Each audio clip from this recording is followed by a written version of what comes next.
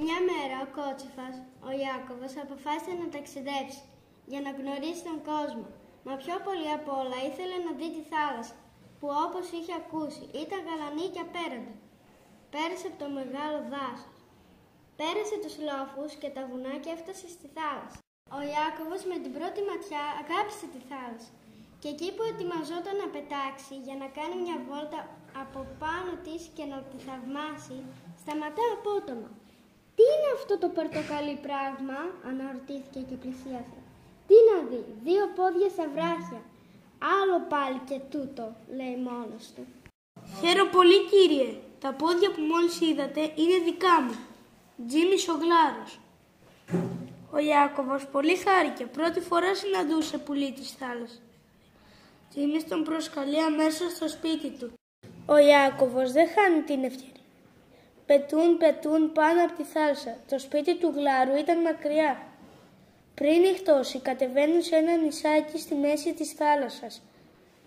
«Εδώ θα περάσουμε τη νύχτα», είπε ο Τζίμις και τίναξε τις φτερούγες του.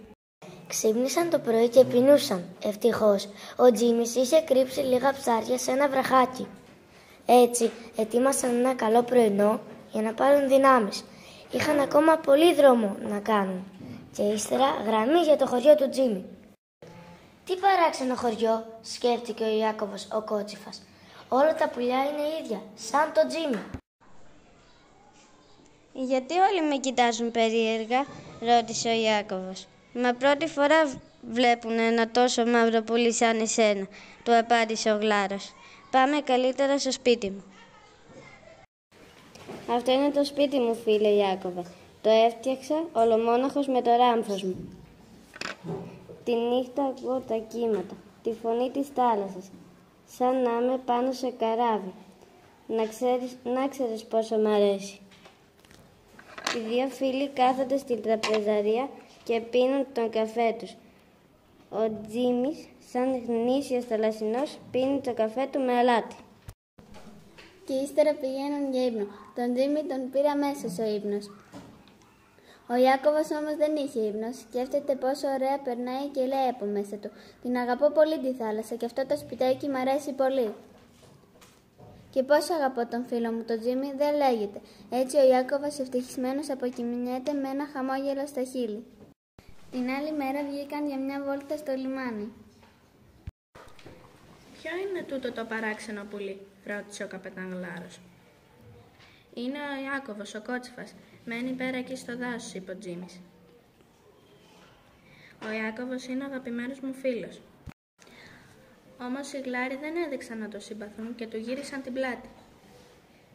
«Καλύτερα να γυρίσεις στη φωλιά μου στο δάσος», λέει λυπημένο ο Ιάκωβος. «Ούτε να το σκέφτεσαι αυτό», του απάντησε ο Τζίμις. Οι δύο φίλοι φεύγουν από το λιμάνι με σκυμμένα τα κεφάλια. «Αφού είναι έτσι, δεν θα ξανάρθουμε στο χωριό», λέει ο Τζίμις. Οι δύο φίλοι πήραν τα καλάμια τους και πήγαν για ψάρεμα. Όμως ο Ιάκωβος ήταν λυπημένος. «Μη στεναχωριέσαι», το παρηγορεί ο Τζίμις. «Να δεις που στο τέλος θα σε αγαπήσουν οι Γλάροι. Αλλιώς θα έρθω εγώ στο δάσος μαζί σου». Ο Ιάκωβος χαμογέλασε. Ο Τζίμις ήταν πραγματικός φίλος. Την άλλη μέρα ξύπνησαν νωρίς. Ο Τζίμις είχε μια καλή ιδέα. «Ιάκωβε, εδώ κοντά υπάρχει ένα δασάκι μέλατα. Θέλεις να πάμε μια βόλτα?» Ο Κότσιφας ενθουσιάστηκε. Ήταν ευκαιρία να μάθει στο φίλο του το Γλάρο τα μυστικά του δάσους. Μέρα με τη μέρα η φιλία τους μεγαλώνει. Μια μέρα ο Ιάκωβος ο Κότσιφας πέφτει πάνω σε ένα σεντούκι γεμάτο βιβλία. «Α, το βρήκα στην παραλία», το εξηγεί ο Τζίμις. «Δεν το ήθελε κανείς και το έφερα στο σπίτι. Τα βιβλία είναι ό,τι πρέπει για να ανάβω τη σόμπα». «Και δεν τα διαβάζεις?» ρωτάει με έκπληξη ο Ιάκωβος. «Να τα διαβάσω? Μα τι λες, εδώ κανένας δεν διαβάζει». Ο Κότσιφας έμεινε με το στόμα ανοιχτό. Του φάνηκε τόσο παράξενο. «Στο δικό μου χωριό όλος ο κόσμος αγαπάει τα βιβλία. Όλοι διαβάζουν από μικρά παιδιά, φίλε Τζίμι». Ο Τζίμις όμως δεν ξέρει γράμματα. Έτσι από τότε ο Ιάκωβος κάθε απόγευμα διαβάζει στο φίλο του από μια ιστορία. Κάποιο απόγευμα ο Αλβέρτος, το ψαροπούλι, άθελά του καθώς έπαιζε, κρυφά άκουσε τους δύο φίλους. Τρέχει στη μαμά του και τα λέει όλα, όπως τα είδε και τα άκουσε. Τα καλύτερα λόγια είπε για το Μαυροπούλι που δεν το συμπαθούσαν στο χωριό. «Αυτός ο Κότσιφας δεν πρέπει να είναι τόσο κακός όσο λένε», είπε η μαμά του. «Αλβέρτο, πάμε να του κάνουμε μια επίσκεψη για να το γνωρίσουμε καλύτερα». Με τα καλύτερα λόγια μιλούσε στις φίλες της στην αγορά. Τι σπουδαίος, τι μορφωμένος, τι ενδιαφέρον. Η Μάρθα και η Μελίσσα ετοίμασαν σαν γρήγορα ένα γλυκό και πήγαν στο σπίτι του Τζίμι για να το γνωρίσουν. Το βράδυ μια γλαροπαρέα πλησιάζει σιγά σιγά το μικρό ξύλινο σπιτάκι του Τζίμι. Τι ωραία που διαβάζει ο Ιάκωβος, τι καθαρή φωνή. Έμειναν πολύ ώρα έξω από το σπίτι και άκουγαν τις ιστορίες που διάβαζε ο Ιάκωβος στο φίλο του. Τελικά και οι γλάροι αγαπούν τις ιστορίες. Κάθε μέρα το σπίτι του Τζίμι γέμιζε κόσμο. Άλλοι με λουλούδια, άλλοι με γλυκά, άλλοι με λαχταριστές μαρμελάδες. Όλοι τους θέλουν να γνωρίσουν τον Ιάκωβο, τον Κότσιφα. Τώρα πια οι γλάροι δεν τον αποφεύγουν. Ίσα ίσα που τον αγαπούν και θέλουν την παρέα του. Τον καλημερίζουν με ένα χαμόγελο ως τα αυτιά και χαίρονται που ζει στο χωριό τους.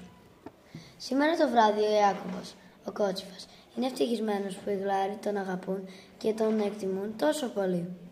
Για να τους ευχαριστήσει διαλέγει μια αστεία ιστορία, τόσο αστεία που όλο το χωριό των γλάρων